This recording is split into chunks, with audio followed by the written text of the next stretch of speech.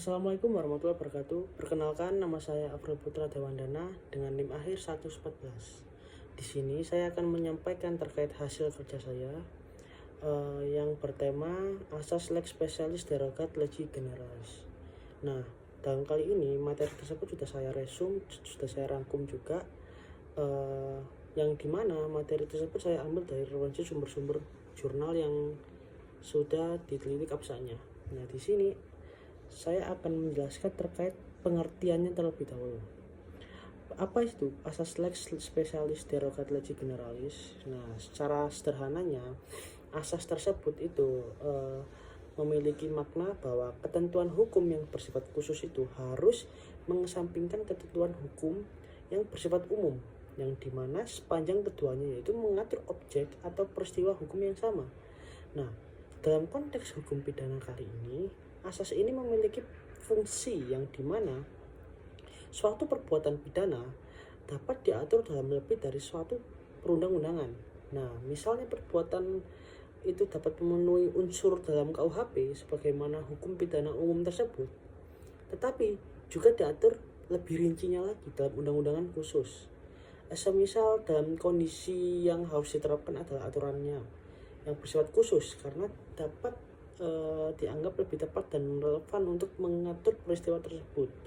Nah, secara gampangnya di sini perbedaan dari peraturan tersebut itu terdapat dari peraturannya, yang dimana pidana umum dan pidana khusus itu tidak sama, yang dimana kualifikasi dalam peraturan tersebut itu agar mempermudahkan setiap tindakan atau kejahatan peristiwa itu untuk memberikan sanksi yang dimana tindakan tersebut harus mempertanggungjawabkan. Nah, sanksi dan pertanggungjawaban tersebut itu diatur dalam perundang-undangan, aturan-aturan yang berbeda secara umum dan khusus itu dapat dikualifikasikan. Nah, secara normatif juga asas ini memiliki dasar hukum yang kuat dalam pasal 63 ayat 2 KUHP yang menyatakan jika suatu perbuatan termasuk dalam suatu tindak pidana umum dan juga dalam aturan pidana khusus, maka hanya aturan pidana khusus itulah yang diterapkan.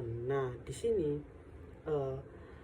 peraturannya itu dapat dilihat dari peraturan yang terkhususkan, terutamakan, ya, dimana itu berarti pidana khusus itu harus didahulukan, harus diutamakan. Karena apa? Karena ketentuan ini menunjukkan bahwa asas lex specialis bukan sekedar doktrin atau teori hukum, yang tetapi telah menjadi bagian dari hukum positif di Indonesia yang mengikat dan wajib diterapkannya oleh aparat penegak hukum. Nah, dengan ini penerapan asas tersebut itu bersifat opsional, melainkan merupakan kewajiban dalam rangka menjamin kepastian dan keadilan hukum di Indonesia. Nah, saya lebih jauhkan terkait asas tersebut, itu mencerminkan rasionalitas hukum di Indonesia. Nah, yang dimana hukum itu harus mampu memiliki norma yang paling tepat dalam mengatur suatu peristiwa. Nah, peristiwa tersebut itu harus diatur dan dikualifikasikan, yang dimana peristiwa tersebut itu cocok atau lebih utama atau lebih condong atau lebih pas itu peristiwanya itu masuk dalam kategori apa.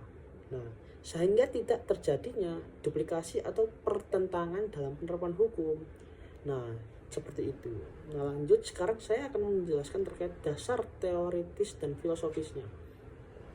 Secara teoritis, asas tersebut yang sudah saya singgung tadi itu, yaitu asas lex specialis derogat legi generalis, itu berakhir pada teori konflik norma, yang dimana dalam suatu sistem hukum yang kompleks, keberadaan berbagai peraturan undang-undangan itu tidak dapat dihindari sebagai potensi terjadinya konflik antar norma menjadi sesuatu yang wajar.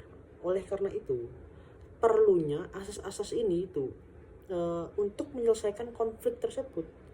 Salah satunya adalah secara filosofisnya itu bertujuan untuk mewujudkan kepastian hukum, yang dengan adanya asas tersebut aparat penegak hukum memiliki pedoman yang jelas dalam menentukan norma mana yang harus diambil atau digunakan sehingga menghindari ketidakpastian dalam penerapan hukum tersebut. Yang kedua, menghindari konflik yang dimana terdapat dua atau lebih aturan yang mengatur hal yang sama. Nah, makanya asas tersebut itu bertujuannya untuk menghindari konflik tersebut, karena peraturan yang sama itu secara tidak langsung ataupun langsung itu bisa menimbulkan terkait pertentangan yang sistematis dalam peraturan yang tersebut. Yang ketiga itu yang pasti menjamin keadilan. Nah, aturan khusus biasanya dibuat untuk mengatur situasi yang lebih rinci. Nah, jadinya yang jika di aturan umum itu tidak dicantumkannya terkait sanksi ataupun aturan tersebut, maka aturan khususlah yang bertugas terkait mengatur atau menindaklanjuti dengan keadilan dari asas tersebut. Seperti itu. Dalam kajian yang sudah saya singgung tadi itu, sebagian bagian dari asas prevensi yaitu aturan yang menentukan norma mana yang harus diutamakan dalam hal terjadinya konflik. Selain itu, asas ini juga berkaitan erat dengan teori sistem hukum dan hierarki norma dan harmonisasi peraturan perundang-undangan. Nah, yang dimana asas lex specialis ini tidak hanya bersifat teknis, tetapi juga memiliki dimensi filosofis dari sistemik dan dalam menjaga konsistensi hukum. Nah, lanjut. Sekarang saya sudah membahas terkait di mana teoritis yang sudah saya sampaikan terkait asas lex specialis derogat generalis itu. Nah, lanjutnya saya akan menjelaskan terkait kedudukan dalam sistem hukum acara pidana.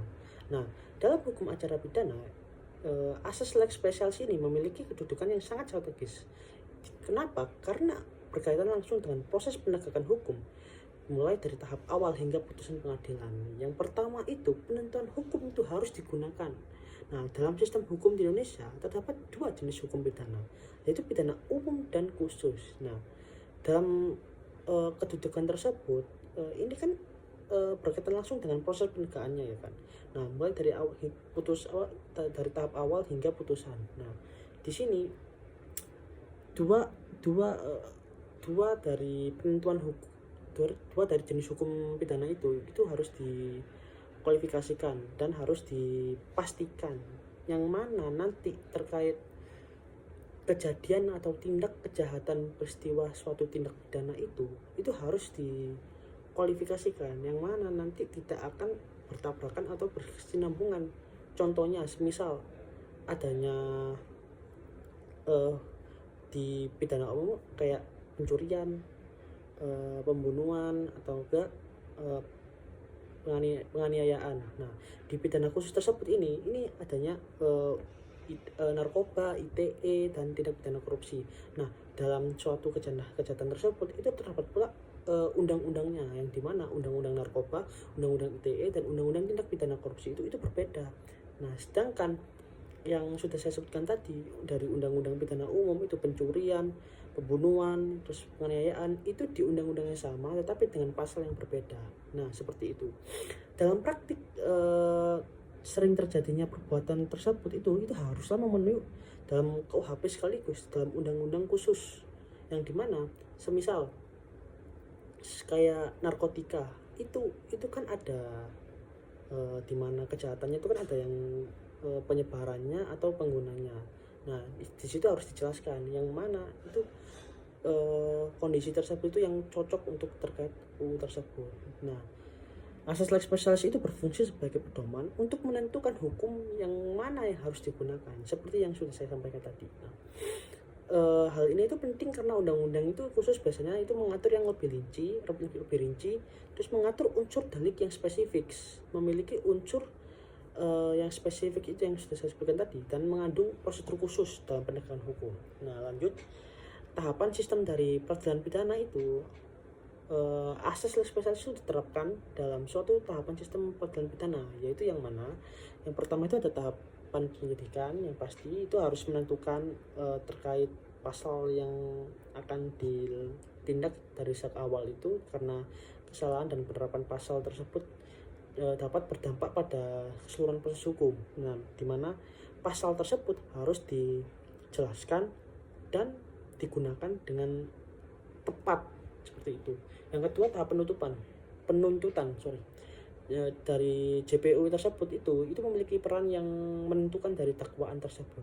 Nah, lanjut yaitu adanya tahap persidangan. Nah, di sini tahapan persidangan ini menentukan dari suatu aturan yang bersifat khusus ataupun umum. Nah, apakah asas spesialis ini telah diterapkan dengan benar? Nah, dengan demikian tersebut, asas itu berfungsi sebagai alat analisis sebagai pengambilan putusan. Nah, seperti itu. Nah, lanjut saya akan menjelaskan terkait bentuk penerapan dalam praktik. Nah, antara KUHP dan UU khusus. Di sini saya akan mengasihkan contoh ilustrasi lah. Di sini ada penipuan dalam KUHP dan penipuan berbasis elektronik dalam UU ITE. Nah, dua contoh dari hal tersebut itu kan sudah berbeda. Karena UU ITE itu secara detail mengatur terkait spesifiknya mengenai kejahatan berbasis teknologi. Nah, maka UU tersebut itu dianggaplah sebagai lex specialis dan harus diutamakan. Karena apa? Lex specialis itu mengutamakan terkait tindakan kejahatannya yang tidak diatur dalam pidana umum seperti itu.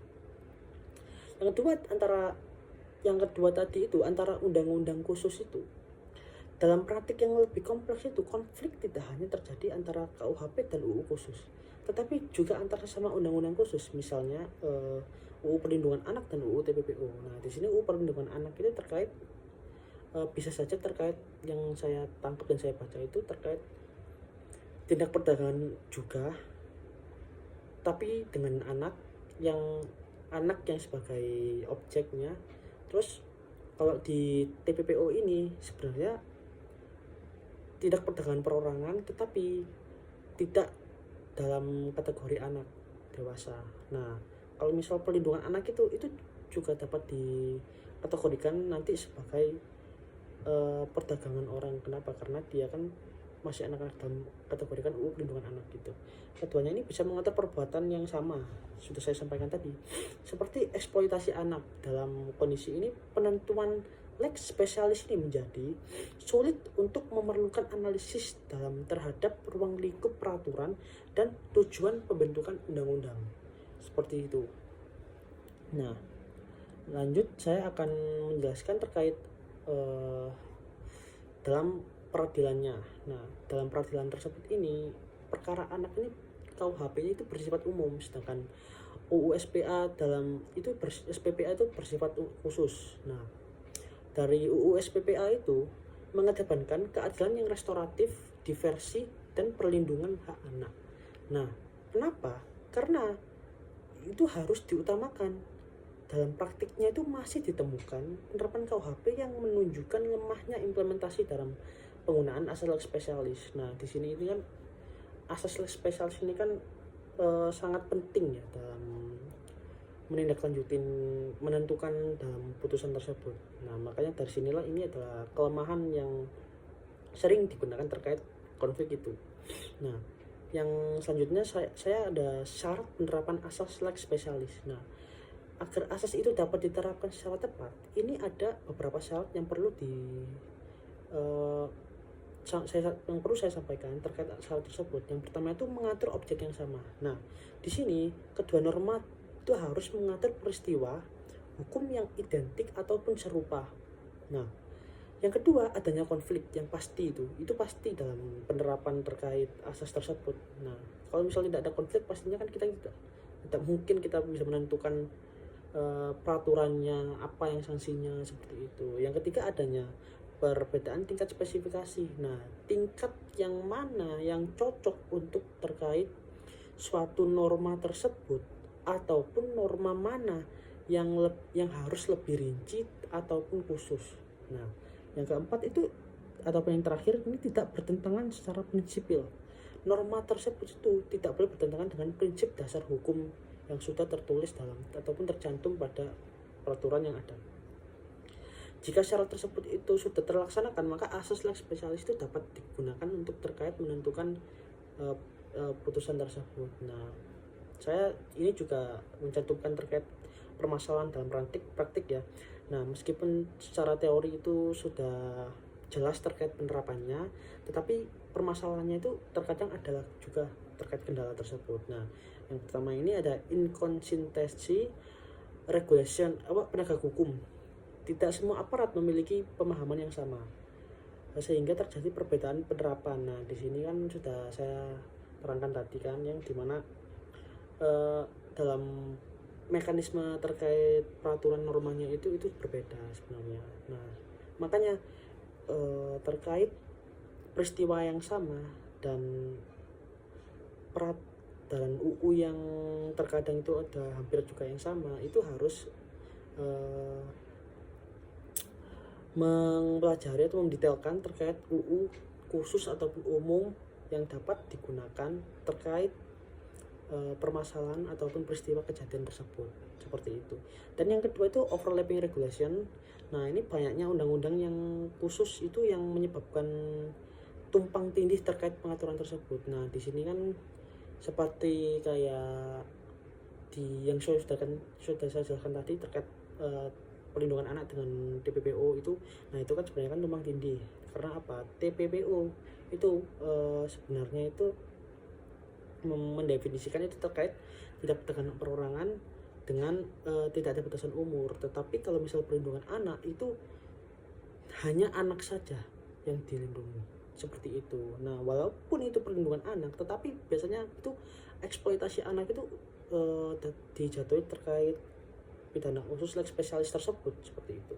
Nah, yang ketiga itu adanya kelemahan regulasi. Tidak semua UU khusus itu mengatur secara lengkap setiap kembalinya itu ke KUHP. Nah, makanya ini dari peraturan tersebut itu tidak